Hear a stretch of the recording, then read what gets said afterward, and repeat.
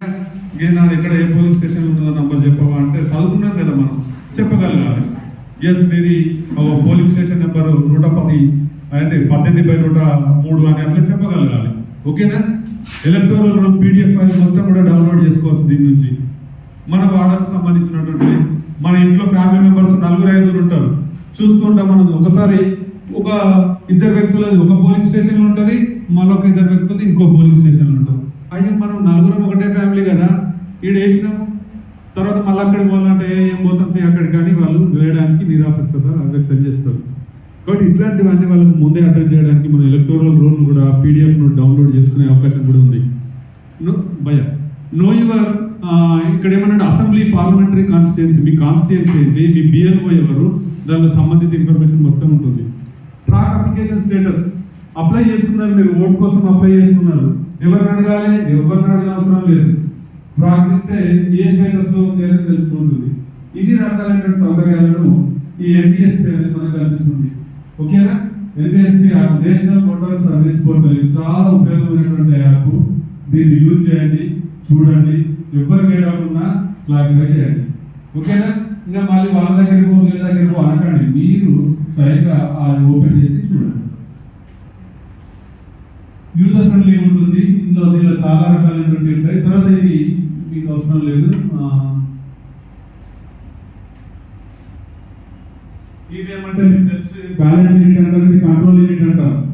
చాలా మంది మనకు పోలింగ్ స్టేషన్ ఎదురయ్యే సమస్య ఏంటంటే ముసలి వాళ్ళు ఉంటారు, శక్తులు ఉంటారు, వాళ్ళందరూ వస్తారు, ఎక్కడ నొక్కాలో తెలియదు. దానికి ప్రిసైడింగ్ ఆఫీసర్కి చాలా ఇబ్బంది అవుతుంది.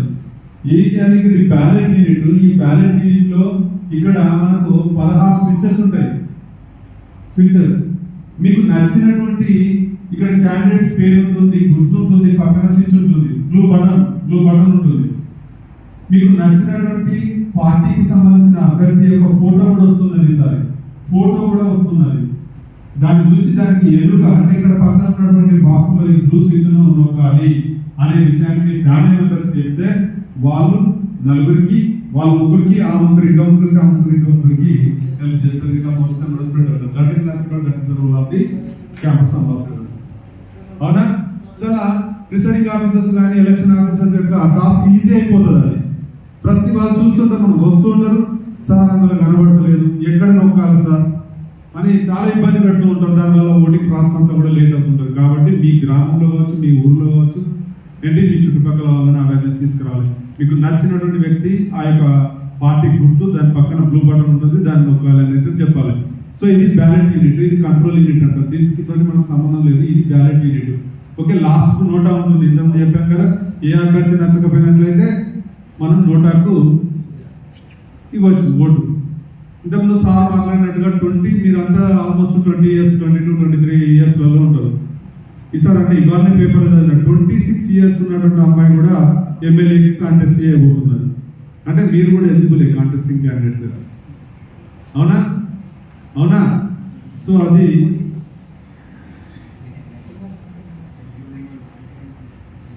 ఇవన్నీ యాప్స్, ఇవన్నీ మనకు మీకు సంబంధం లేనటువంటి యాప్స్.